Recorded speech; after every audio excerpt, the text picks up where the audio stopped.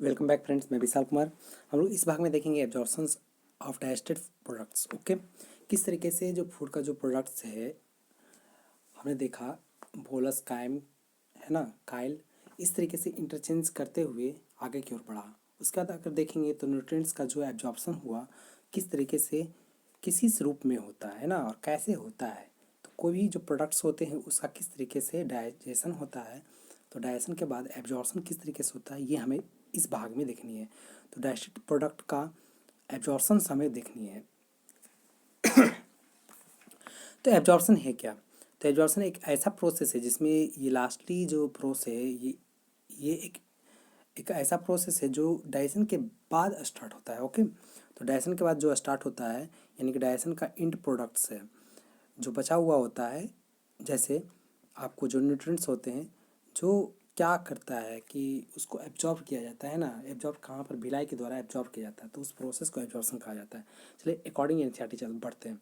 तो absorption is a process by which the end product of digestion pass through the intestinal mucosa into blood और lymph.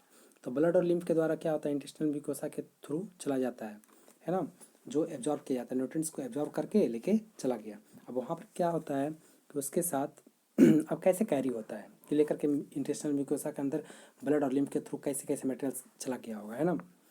तो ये तो आप जानते हो कि एब्जॉर्प्शन भिलाई के द्वारा होता है, हमने पढ़ाई।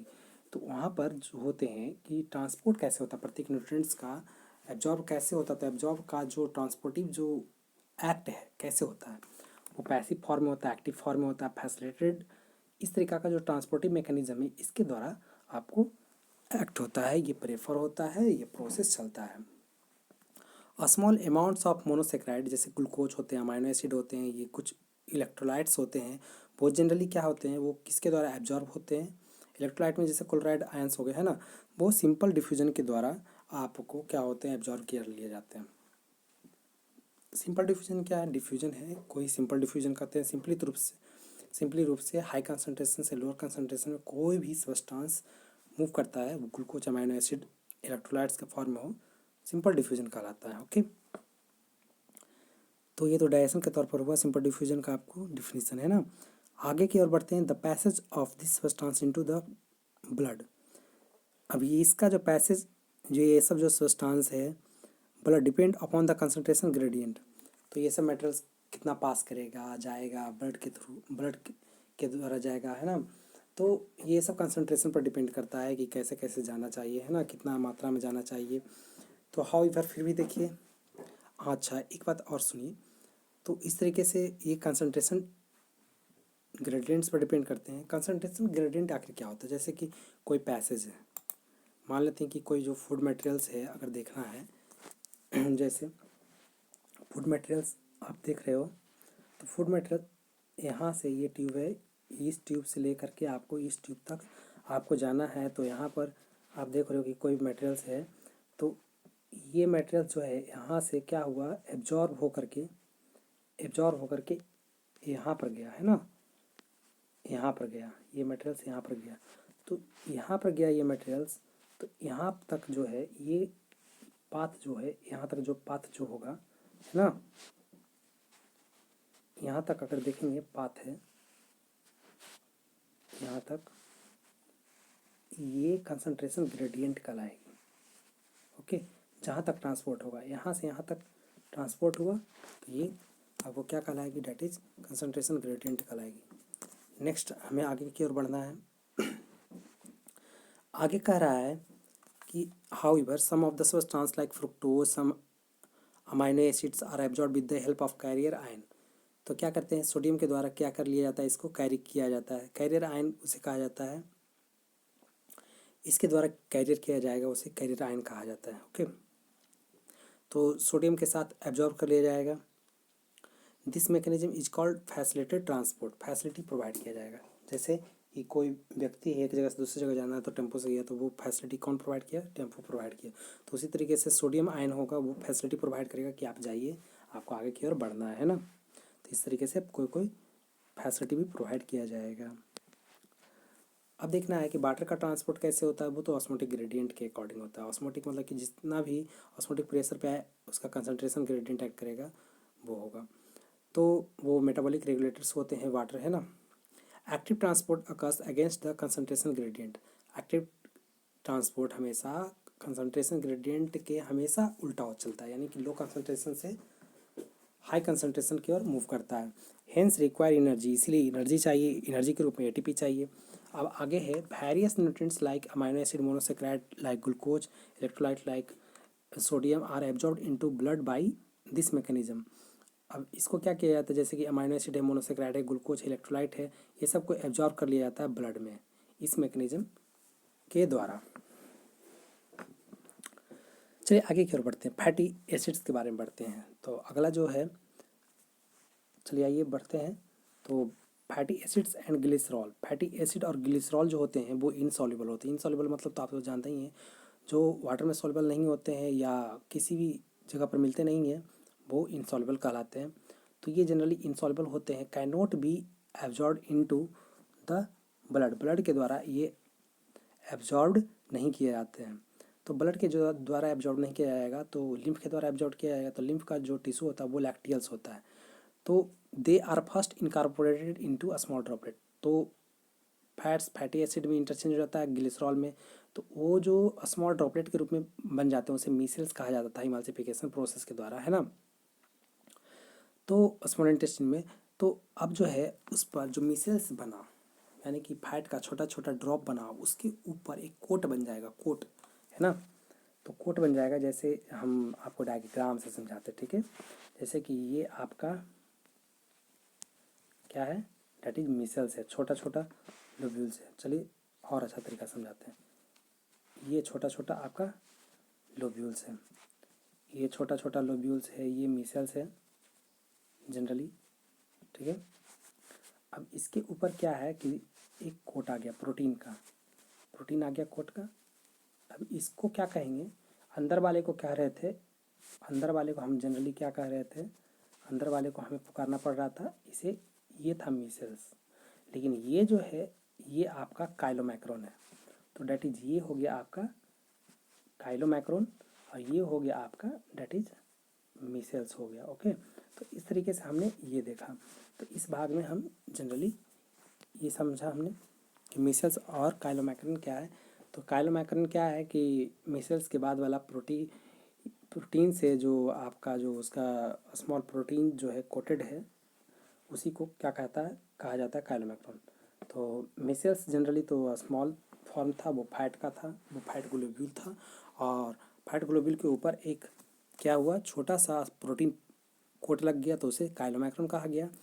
ये ट्रांसपोर्ट लिम्फ वेसल्स लैक्टियल्स के द्वारा किया जाएगा, जो आपको भिलाई में आपको मौजूद होगा, है ना। भिलाई का जब एनाटॉमिकली सेक्शंस बनाएंगे तो बीच में आपको देखने को मिलेगा। This lymph vessels ultimately release the absorbed substance into the blood stream. अब ब्लड वेसल्स क्या करेगा, लास्टली जितने भी एब्जॉर्ब मटेरियल है उसको बाहर निकालेगा और कहाँ पर, ब्लड स्ट्रीम में छोड़ देगा। चलिए, तो लिम्फ वेसल्स फैट को एब्जॉर्ब किया और कहाँ पर ले जा करके दे दिया, ब्लड में दे दिया, है ना, ब्लड में ले जा करके छोड़ दिया। चलिए आगे की ओर बढ़ते हैं। अब फूड का एब्जॉर्प्शन किस तरीके से होगा, आगे की ओर देखते हैं। आगे का क्या भाग है, क्या दिया हुआ है, जो देखना है। ये क्यों हो रहा है ऐसा, चलिए। Absorption of substance take place in different parts of the alimentary canal. Absorption जो होता है हमारे बॉडी में अलग अलग हिस्से में होता है, जैसे माउथ में होता है, स्टमक में, स्मॉल इंटेस्टिन, लार्ज इंटेस्टिन, ये सब अलग अलग जगह पर होता है। एलिमेंट्री कैनाल के अलग अलग जगहों पे अलग अलग प्रकार के जो न्यूट्रिएंट्स होते हैं उसको एब्जॉर्ब किया जाता है। तो however maximum absorption occurs in the small intestine, सबसे ज़्यादा most maximum absorption small intestine में होता है।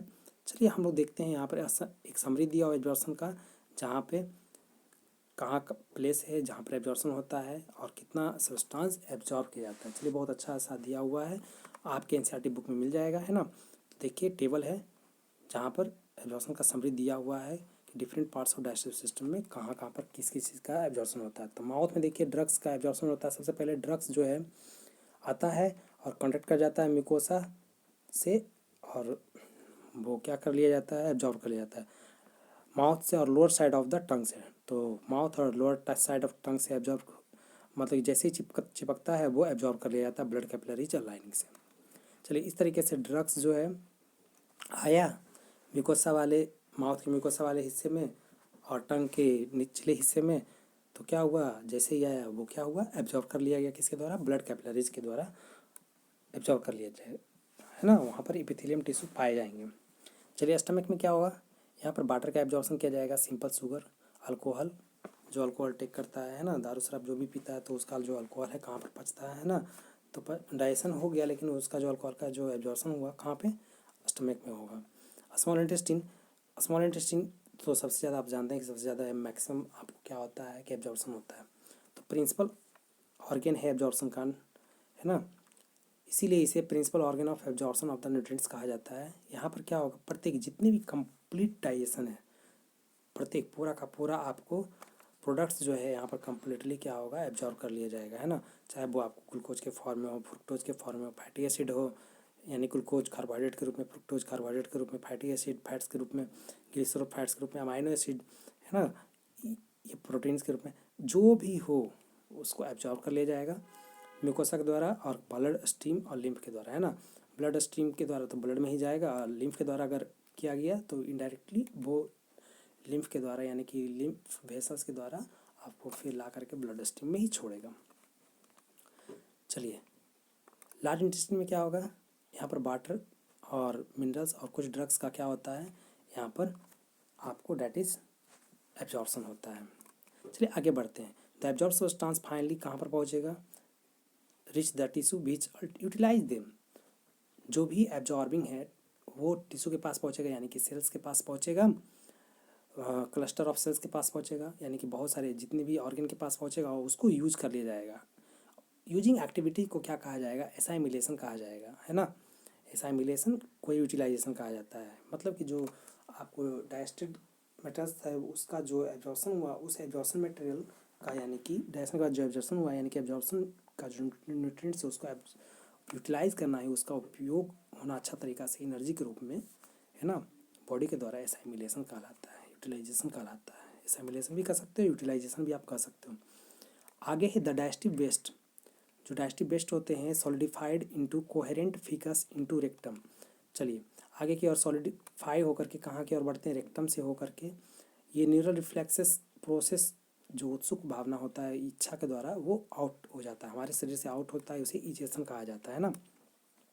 तो इजेशन देखिए दिखा हुआ, द इजेशन और faeces, egestion of faeces to the outside through the anal opening, तो एनल ओपनिंग के द्वारा ये आउट होता है, यानी कि इजेशन प्रोसेस परफॉर्म होता है एनल ओपनिंग के द्वारा, जब बाहर निकलता है तो उसे डिफिकेशन कहा जाता है। ये वॉलंटरी प्रोसेस होता है जो कैरी किया जाता है, तो वॉलंटरी भी होता है, तो वॉलंटरी तो आपको एक्सटर्नल स्पिंक्चर के द्वारा होता है, लेकिन इंटरनल स्पिंक्चर के द्वारा स्मूथ ऑर्गन कर, तो वो इनमें वॉलंटरी होता है, वो इसमें नहीं दिया हुआ है, तो वॉलंटरी प्रोसेस होता है जनरली, है ना, and is carried out by mass peristaltic movement. Mass peristaltic movement के द्वारा आप जानते हो कि पेरिस्टाल्सिस जो है एलिमेंट्री कैनाल का इसोफेगस स्मॉल इंटेस्टाइन वाले भाग में काफ़ी ज़्यादा होता है।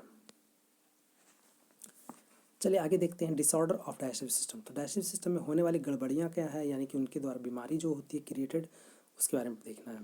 The inflammation of the intestinal tract is the most common element due to bacterial और वायरल इन्फेक्शन।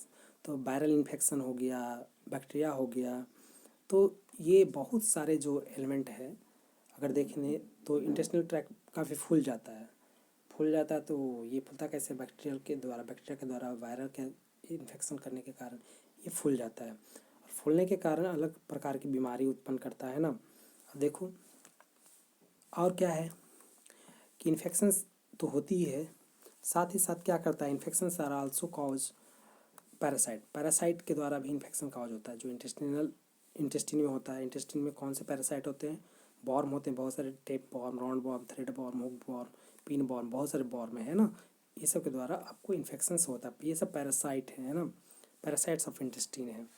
पहला जो बीमारी है देखनी है, जॉन्डिस देखनी है। जॉन्डिस क्या है, ये लीवर का बीमारी है, इसमें क्या होता है, लीवर अफेक्ट हो जाता है, हमारे आँखें और हमारी जो त्वचा है यानी कि स्किन है वो क्या होती है, धीरे धीरे किस में टर्न हो जाता है, येलो कलर में चेंज होने लगता है, क्योंकि हम जानते हैं कि वहाँ पर बाइल पिगमेंट जो है उसका यूज नहीं हुआ था, तो उसके स्टोरिंग ज़्यादा होने के कारण ऐसा होता है जॉन्डिस। तो ये कंटामिनेटेड ऑफ वाटर के कारण होता है, जब वाटर हम लोग अच्छी टेक नहीं करते हैं तो ऐसा देखने को मिलता है।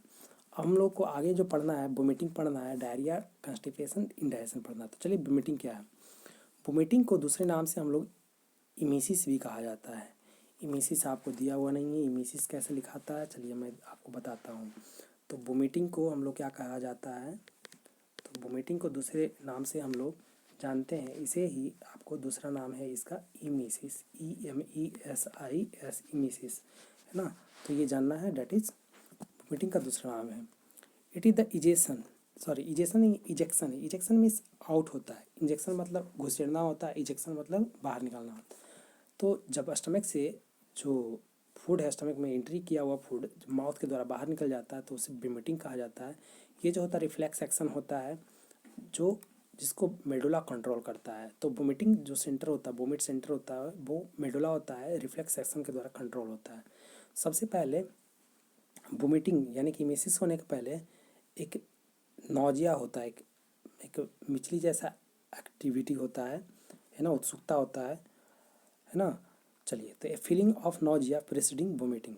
तो इस तरीका का नौजिया आगे किसको एक्सेस करता है, आगे बढ़ाता है, वोमिटिंग को बढ़ाता है, प्रोसेस को। तो वोमिटिंग तो आप लोग जानते ही हैं, ट्रेनों पर किए होगे, चलती गाड़ियों में किए होगे, है ना। पहली बार उल्टी करते हुए देखते होगे पर्सनस को तो भी आप किए होगे, है ना। तो वोमिटिंग अलग अलग नौजिया के कारण होती है। चलिए आइए छोड़िए, डायरिया की ओर पढ़ते। तो डायरिया क्या है। डायरिया जनरली डाइजेस्टिव डिसऑर्डर है। डायरिया में क्या होता है, जनरली आप जानते हो कि जो स्टूल है काफ़ी पतला होता है ना, यानी कि जो वेस्ट मटेरियल है पास आउट होता है वो क्या होता है, काफ़ी फ्रीली होता है। तो देखिए ये एबनॉर्मल फ्रीक्वेंसी है, जैसे कि पेट में काफ़ी गड़गड़ाहट होना, बॉबल मूवमेंट होना, है ना। तो कोई भी जो मटेरियल है, जो हमारा पेट है, गड़गड़ गड़गड़ करना, है ना। Liquidity of the faecal discharge, यानी कि काफ़ी ज़्यादा मात्रा में क्या होना, वाटर का होना, और वो वाटर क्या होता है शरीर से बाहर हो जाएगा। तो जनरली वाटर लेजनेस होगा, क्रिएटिविटी होगा, वीकनेस शरीर में होगा। It reduces the absorption of food, ये इसके कारण क्या होता है, फूड का एब्जॉर्प्शन धीरे धीरे कम होने लगता है ना। नेक्स्ट है कॉन्स्टिपेशन। कॉन्स्टिपेशन क्या हुआ कि आपको स्टूल जो है आपको बॉडी से पास आउट ही नहीं हो रहा है, तो स्टूल क्या है रेक्टम में आपको, यानी कि फीकस जो है अगर देख रहे हैं तो फीकस जो है रेक्टम में ही आपको वहीं पर है, वहाँ से बाहर ही नहीं निकल रहा है, यानी कि वहीं पर ठहरा हुआ है। The constipation the faeces are retained, retain मतलब ठहरना होता है, यानी वहीं पर ठहरा हुआ within the rectum. As the bowel movement occurs regularly है, और बॉबल मूवमेंट भी क्या होता है आपको काफ़ी इरेगुलर होता है, वही गड़गड़ाहट वाली, है ना। तो बॉबल मूवमेंट यानी पेट का ऊपर नीचे होना, है ना। पेट में जो है स्मॉल इंटेस्टाइन है, उस फूड है, काइम है, वो जनरली क्या होता है अप डाउन होते रहते हैं ज़्यादा इरेगुलर फॉर्म में। चलिए, constriction and proper constriction and relaxation के कारण होता है इंटेस्टाइन में, है ना, ये सब प्रोसेस। तो वो बॉबल मूवमेंट कहलाती है। इंडाइजेशन क्या है। इंडाइजेशन का मतलब कोई चीज़ होती है जो हमारे शरीर उसको पचाता नहीं है, जैसे ज़्यादा मसाला वाले चीज़ खाएंगे तो वो पचेगा नहीं, है ना। तो डैट इज इंडाइजेस्टेड मटेरियल होता है। चलिए आइए, इसमें क्या हुआ है, दिया हुआ है इंडाइजेशन क्या है। In this condition the food is not properly digested leading to a feeling of fullness. तो क्या होता है, कोई फूड जो मटेरियल से है अच्छी तरीके से पच नहीं पाता है ना, तो क्या लीड करता है कि feeling of fullness, leading to feeling of fullness the cause indigestion, inadequate enzyme secretion, inadequate enzyme secretion, anxiety, food poisoning, overeating, spicy food. तो क्या होगा, एकदम लगेगा कि खाना पच नहीं रहा है, जैसा आपको फीलिंग महसूस होगा। और इस फीलिंग में महसूस होगा तो ये ऐसा क्यों हुआ, तो ज़्यादा आपको मसालेदार भोजन किए, है ना, ज़्यादा कस के एकदम लग रहा है कि पचा आखिर क्यों नहीं, लगा कि रसगुल्ला पर रसगुल्ला दबा लिए हैं, यानी कि एकदम काफ़ी ज़्यादा खाना खा लिए, ओवर खाना खा लिए हैं काफ़ी ज़्यादा।